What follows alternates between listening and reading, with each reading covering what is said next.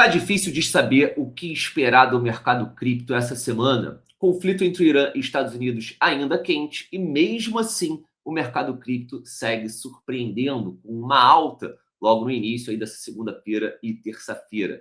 Então já pega o seu cafezinho, deixa o seu like, se não for inscrito, se inscreva e em breve eu vou começar falando do mercado cripto. Mas eu já começo perguntando para o Bruno o que muita gente quer saber. Quais são as novidades, Bruno? Macro e expectativas para amanhã. Para quem não sabe, nós teremos decisão sobre a taxa de juros americana. Então, Brunão, começa aí para gente. Como vocês bem sabem, amanhã é um dia muito importante, veremos declaração do FOMC e hoje é a véspera dessa declaração e geralmente é quando acontece a reunião dos membros presentes, né, do comitê votante do FOMC. Como a gente já discutiu por outras vezes, as probabilidades são muito, mas muito remotas que a gente veja qualquer tipo de chance de um corte de juros. Menos de 1%, para ser bem exato com vocês. No entanto, o que me chama a atenção é o Donald Trump aqui ontem trazendo o seguinte: ele mais uma vez fez, né, uma pressão de um corte dessa taxa, ou seja, ele pediu durante um discurso por mais uma vez para que os membros reconsiderassem, né, tudo que está acontecendo no cenário macro, tudo que vem acontecendo com a economia nos Estados Unidos e, claro, até mesmo sugerindo, né, uma reunião especial nas prévias dessa declaração, ou seja, no dia de hoje, dia 17 de março, para que eles pudessem mudar então essa decisão que hoje é praticamente tomada aqui, né? O mercado já até precificou esse não corte de juros, né, essa manutenção das taxas, melhor dizendo, que é o que deve ser reportado amanhã. Então, com certeza, né, isso aqui mexe um pouco com o mercado, mas é o que a gente já está, de certa forma, acostumado sempre às vésperas aí de declarações do FOMC. O Donald Trump coloca uma pressão e fala que o Jerome Powell está muito atrasado aí em relação à política monetária. Agora, falando um pouquinho sobre o porquê, né, ele comenta sobre esse corte de juros. Na semana passada, nós vimos o PIB referente ao último trimestre de 2025, trazendo para a gente aqui um dado muito ruim, ou seja, o PIB muito abaixo das expectativas, indicando para a gente uma desaceleração clara da economia nos Estados Unidos. Então, por um lado, nós temos uma possível desaceleração da economia e, do um outro lado, uma inflação que pode se manter persistente nos próximos meses, dadas as circunstâncias do conflito envolvendo os Estados Unidos, Irã e Israel, que naturalmente a gente deve ver as consequências desse conflito no mês que vem e nos meses subsequentes. Todo esse conflito impactando diretamente na inflação. O barril do petróleo acima de $100 e se mantendo persistente acima desse preço, é bem provável que a gente veja diversos setores sofrendo aí oscilação nos preços, isso é, aumentando aí o nível de inflação global. Então, isso é um ponto muito importante. O Donald Trump, inclusive, nas últimas horas, tenta trazer algumas medidas para abaixar, né, o preço do barril de petróleo, libera reservas norte-americanas. Durante essa semana e na outra também propôs uma escolta aos petroleiros ali durante o Estreito de Hormuz, justamente para que 20% desse petróleo que não está sendo comercializado, não está tendo a sua rota, volte, né, a ser negociado e o preço do barril de petróleo volte a cair a níveis aceitáveis. Então, nesse momento, ele fala que não vê muito sentido na OTAN, né, para os Estados Unidos participar, já que nenhum país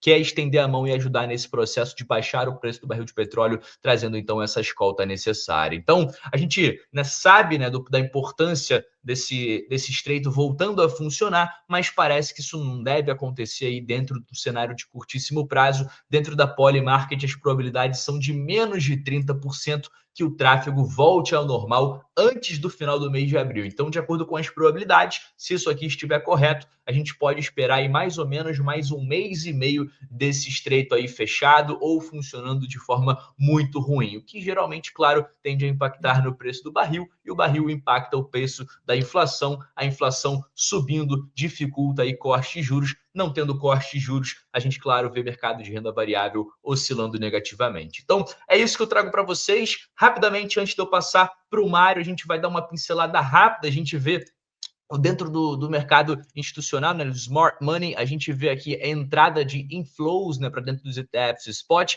e a gente começa a ver pouco a pouco, né, durante esse mês de março, basicamente aí os compradores retornando, suprindo as vendas que aconteceram durante o mês de fevereiro. Então essa oferta, né, que estava presente no mercado parece estar finalmente recebendo a sua demanda. Mário, passa para a gente o que você está vendo nessas linhas do mercado cripto, né, de forma geral. Perfeito, Brunão. Então, só para a gente não ser repetitivo, né?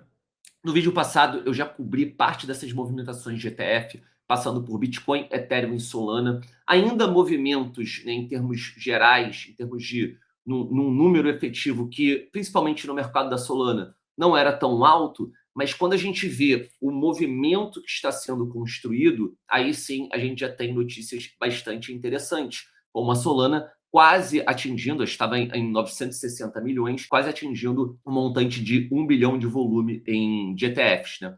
Então, a gente vê que o mercado, por mais que tenha essa expectativa de baixa ainda no médio prazo, são oportunidades, normalmente, que holders de longo prazo, pessoas que não são apegadas necessariamente a níveis de preço, e sim o nível de oportunidade, ou em relação a indicadores on-chain, como esses indicadores já vêm disparando sinais após sinais de que a gente está num nível de exaustão. A gente pode ter, sim, mais uma pernada de baixa, mas para quem é comprador de longo prazo, para quem vê valor e fundamento nesse ativo, ele não está preocupado se o Bitcoin vai sair de 60 e poucos, que era a faixa que a gente estava, ou de 70 agora, para novamente visitar os 60 mil dólares ou os 58. São zonas que a gente ainda pode, em algum momento, vislumbrar. E aí eu não estou falando no longuíssimo prazo, mas sim no curto e médio prazo.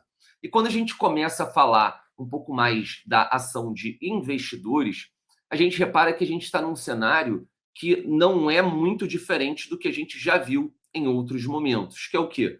Como eu disse, o médio prazo é ainda inalterado, ainda é muito claro para mim, quando a gente vê aqui no gráfico de 3 dias do Bitcoin, né? Estamos ainda numa tendência de baixa, fazendo topos e fundos descendentes, e dentro dessa leitura, se a gente pegar esse topo aqui dos 98 mil dólares e observar, né, essa retração, um movimento de alívio dessa pressão vendedora, a gente percebe que nesse instante o Bitcoin ele se aproxima dos 76 mil dólares, o 0,5 da Fibonacci. E tem muita gente mirando, caso essa força de curto prazo permaneça, na zona dos 80 mil dólares, né? 81 mais precisamente, que seria o 0,618 da Fibonacci. Agora, por que o jogo do médio prazo permanece inalterado? Quando a gente vê as médias, né, do setup da Liga Cripto, essa verde, a branca e a amarelada sendo a de 52 períodos, reparem que em outros momentos de reação, né, numa escala aqui, numa visão de 3 dias, a gente teve, né, uma valorização primeiro saindo de 80 mil dólares, indo até os 98, e foi exatamente na média de 52 que a gente foi rejeitado. Então, pelo que me parece, há sim uma possibilidade de a gente fazer essa manutenção de alta de curto prazo, adentrando tempos gráficos um pouco maiores, mas nesse instante, até mesmo tendo uma leitura de ciclicidade do mercado, eu não teria uma grande convicção, né, traria uma grande probabilidade da gente fazer o rompimento dessa média de 52, que se permanecer nessa tendência, provavelmente vai estar muito próximo do 0,618 da Fibonacci. Então, é ali como se fosse uma dupla resistência numa tendência que eu ainda vejo nesse gráfico de 3 dias, né? Tendência de baixa. Agora, como eu disse, no curto prazo, se a gente olha, dando um zoom in aqui no gráfico do Bitcoin, a gente já repara que essa força ela vem sendo bem interessante para a manutenção dessa alta. A gente vem fazendo fundos ascendentes, topos ascendentes, rompeu ali o último topo mais importante de movimentação, deixou essa zona de resistência prévia temporariamente para trás, e aí, mais uma vez, como eu comentei aqui, seria importante que o Bitcoin utilizasse essa zona como ponto de suporte para aí sim vislumbrar voos mais altos em termos de preço. Mas se a gente olha as nossas médias, a gente tem elas posturadas de maneira a favorecer esse momento de alta. A gente tem a média de 9, 21 e 52, e a média de 200 períodos também aqui no gráfico de 4 horas abaixo de todas essas, trazendo o Bitcoin para uma zona bullish, mais uma vez, num tempo gráfico de 4 horas, num tempo de curto prazo. E o que traz também uma sensação de alívio para nós que estamos dentro do mercado cripto é a dominância de dólares digitais mostrando fraqueza dentro desse canalzinho aqui de baixa, e eu trouxe esse alerta de que isso poderia ser uma bandeira de alta, que se de fato a gente tivesse rompimento para cima, a gente poderia atingir zonas de máxima histórica de dólares digitais no mercado cripto. Isso certamente não seria positivo para preços de moedas dentro de blockchain, visto que essa liquidez ou essa dominância que a gente está medindo é o dinheiro que já está dentro do mercado. Então, se não está indo para outros criptoativos, né, e o dólar está puxando, isso inviabiliza a alta dos preços. Então, eu permaneço atento a isso, mas é zero impossível, está totalmente dentro do jogo, a gente invalidar essa bandeira, né, perder esse canal aqui de consolidação e visitar zonas mais abaixo, trazendo sim, né, como eu disse, um alívio maior para o mercado, pelo menos momentaneamente. Então, o jogo em termos de preços estão bem abertos, é bastante importante, né, vendo o mercado perdurar, ser resiliente, mesmo no momento de indecisão macro, e a gente começa a observar também, fora das linhas gráficas, movimentações bullish, movimentações essas que eu já tinha comentado até no meu vídeo passado, no meu outro vídeo, em que daqui a algum tempo a gente estaria vendo, por que não, ações tradicionais do mercado tradicional dentro de blockchain. E aí, pouquíssimo tempo depois, a gente tem essa confirmação de uma empresa listada na Nasdaq, que não é das maiores, é a Silo Farm, com o ticker, né, de Silo, totalmente regulada na SEC, e já trouxe aqui ao público, que pretende trazer as suas ações tokenizadas na blockchain da Solana, que é uma das mais cotadas hoje em termos de adoção, vindo principalmente aí das finanças tradicionais. Então, um ponto muito positivo, a gente vê, né, muito barulho e fumaça nas linhas gráficas, muitas das vezes indecisões, mas é bacana a gente observar também como que, num universo voltado para regulamentação, adoção e principalmente desenvolvimento a longo prazo, o caminho está sendo pavimentado numa direção muito clara, tá? Seguindo nessa linha, nós temos também mais uma rapidinha. 20 dos maiores bancos europeus estão adentrando o mercado das criptomoedas. E a MiCA, que é como se fosse uma ordem regulatória europeia em relação a isso, deu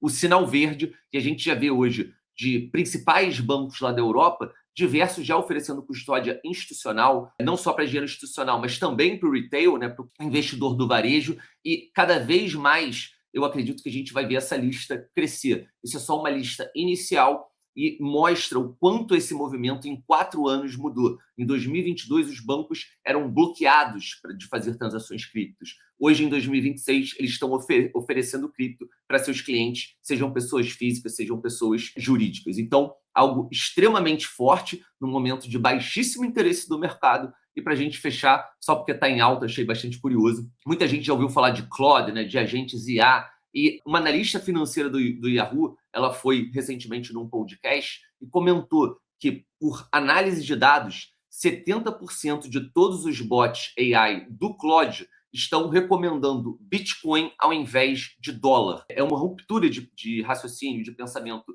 extremamente representativa no momento em que o dólar está em xeque, no momento em que a gente vê commodities sendo muito valorizadas. E o que seria o Bitcoin, se não, né, a mais nova e mais recente commodity, talvez a mais importante commodity, eu diria, do mundo. Então, família, eu fecho esse resumo, tá, do nosso vídeo de atualização de hoje. Acredito que a gente tenha conseguido agregar informações importantes, seja do mundo macro, seja do mundo interno da blockchain. E se você curtiu, não se esqueça de deixar o seu like. Agora, só como último recado, como eu comentei com vocês e a gente vem comentando, todos os nossos vídeos aqui da Liga Cripto são apoiados pela Bybit, o maior parceiro do canal, e que, inclusive, se você, assim como eu, tem interesse em navegar também sobre ações tradicionais, quem sabe negociar petróleo ou a possibilidade da manutenção de alta da SP500, você também tem essa possibilidade com a Bybit. E o Brunão vai trazer aqui em primeira mão para vocês a plataforma. Estou bem rapidinho aqui dentro da plataforma da Bybit, tá? Dentro de Trading, a gente tem aqui, só deixou o mouse em cima, aparece aqui embaixo TradeFi, aí você pode clicar em TradeFi, e aqui dentro de TradeFi existem diversas opções, né? Onde você pode navegar por petróleo, por cacau, né? Dentre outros ativos, ativos de Forex, ações, metais, commodities, então existem diversos ativos aqui que você pode negociar, que hoje é bem interessante, né? Você ter essa funcionalidade englobando, né, o mercado cripto, né, esses real world assets aí dentro da Bybit, então é bem interessante, você consegue negociar todos eles dentro de uma só corretora. Então fica aí o convite para você que tem um interesse, bem fácil, bem prático aí de se usar. Dito isso, tamo junto, A gente aguarda aí num próximo vídeo essa semana e muita atenção amanhã, que a quarta-feira promete ser bem movimentada. É isso, família. Se cuidem, atenção máxima aos mercados e, é claro, a gente convida vocês também para a live do Rodrigão após esse anúncio de dados, em que a gente vai trazer esses dados atualizados com ele e, ao mesmo tempo, ação de preço, como vocês gostam. Então, grande beijo, grande abraço, família. Até a próxima. Valeu! Valeu!